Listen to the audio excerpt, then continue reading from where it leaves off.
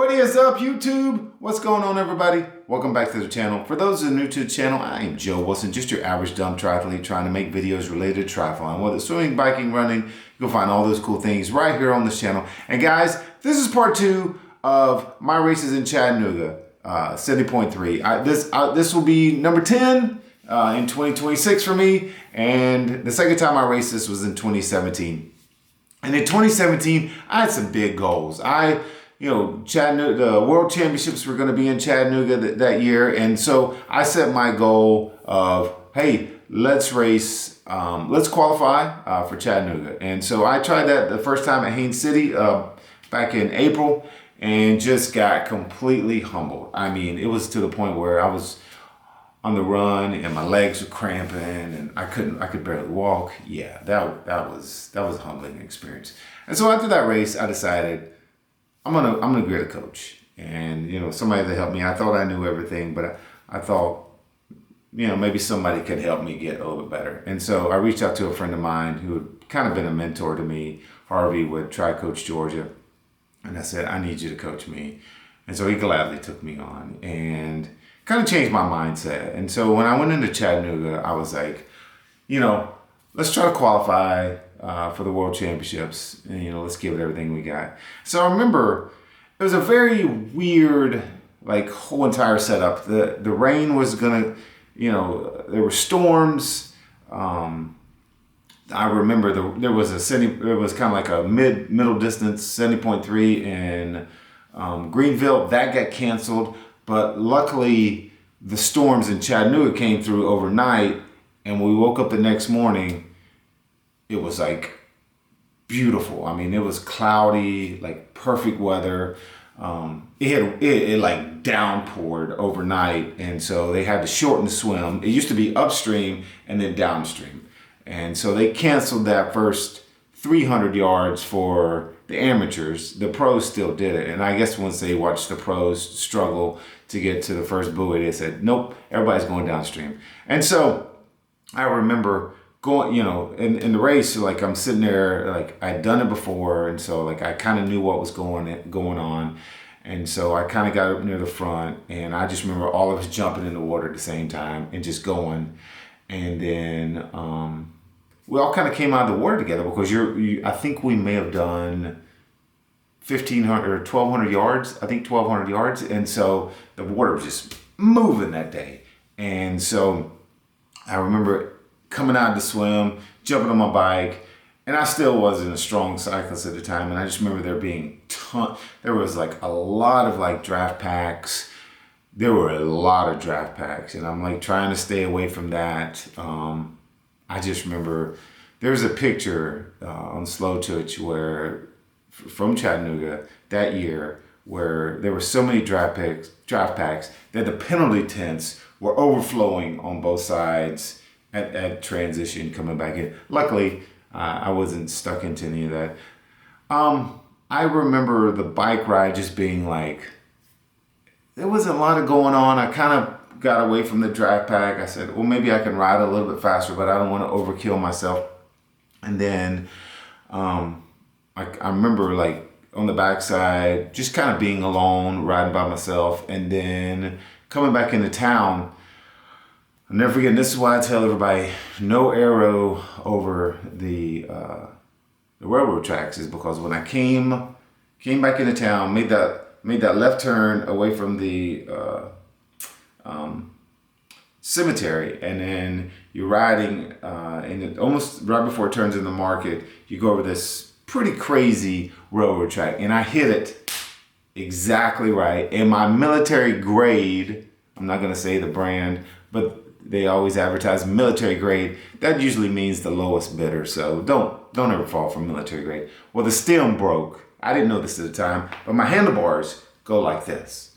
And I was like, oh my God. And so I'm trying to ride. I should have just done this, but I'm trying to ride back into town. And I remember going around where the road turns kind of off Market and you should start going to 20th. And I'm like this. And if the wind had been blowing maybe 1 mile an hour harder, I would have gone over. And that was bad.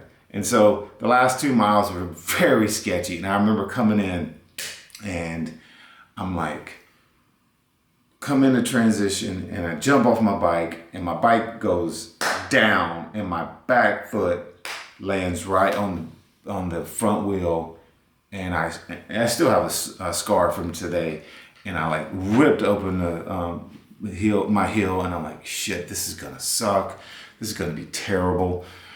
And so I remember I go in to transition, I look around and I don't see a lot of bikes, and I was like, this is weird, you know, like I'm usually not like this. And so put my bike down, and at the time I was dumb. I still wasn't wearing socks on half Ironman races, and so I said, you know what, I'm just gonna run maybe 4 miles, probably 4 miles, until I can't deal with this anymore.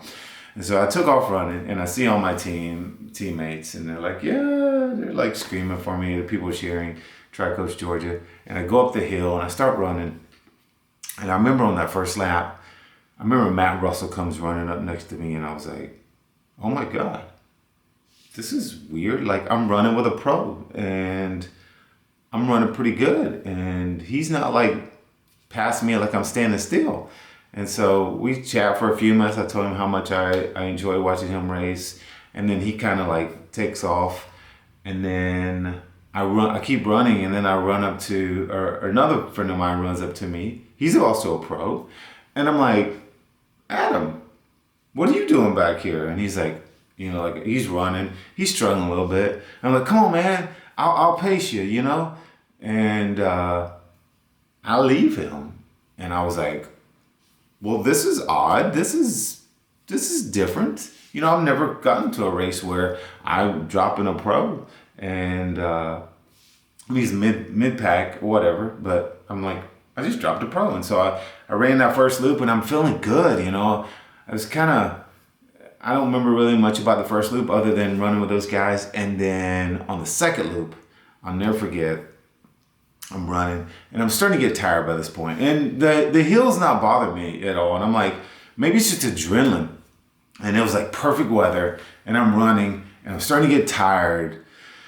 And just remember, oh man, you're about to fall apart, just like you normally do in these 70.3s. You know, you'll limp home. And then I remember just we're coming up onto the bridge. It's like mile 11, and I'm like, I'm struggling, and I'm like running super slow. And these guys all come running past me, and one right after the other, and they're running a little bit faster than me. And we get up to the top of the bridge, and there's 5 guys just way ahead of me. Like they had just passed me going up the hill.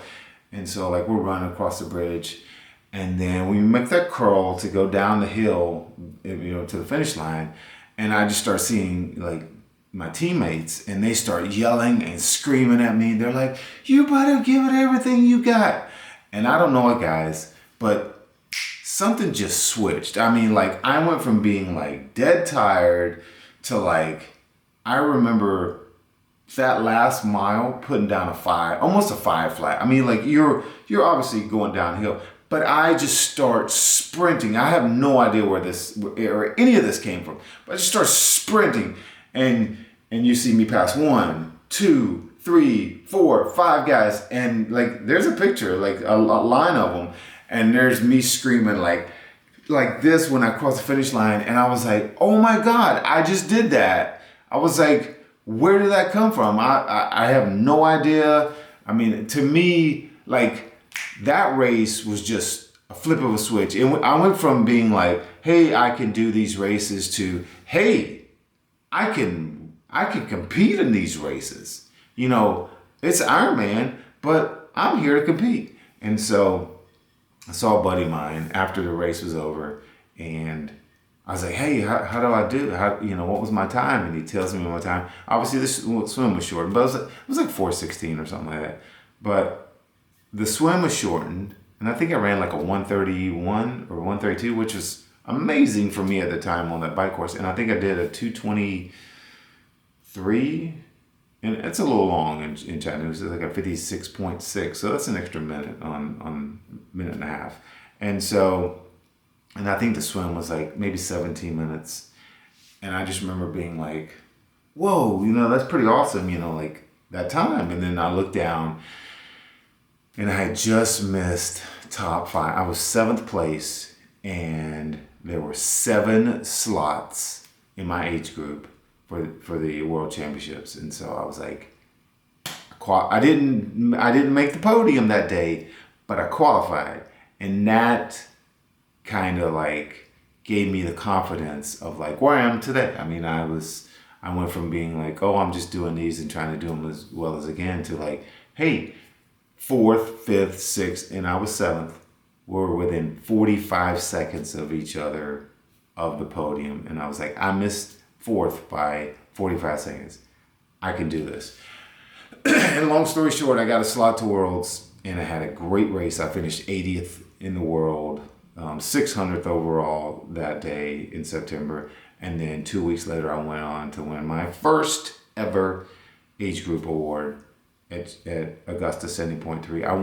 I won the age group by 10 minutes. So sometimes a race cannot be the most perfect race, but it can give you the confidence to lead you to the next great race. And that's what Chattanooga in 2017 did for me. I'll never forget that. I actually have a picture. I have a canvas at home that sits on the wall, and I look at it all the time, and it's like me doing like this, screaming across the finish line. I'll never forget that day. It was such a great day. And it's where I am today because of that race. Anyway, that's all I got. That was Chattanooga 2017. That's how I qualified for my first World Championships, which was also at Chattanooga 2017. Anyway, thanks guys. I appreciate y'all watching. Y'all know the drill. Hit the like, subscribe, do all those cool things to do on YouTube. And I'll catch you guys in the next video, which will be 2018, Chattanooga 70.3. Peace.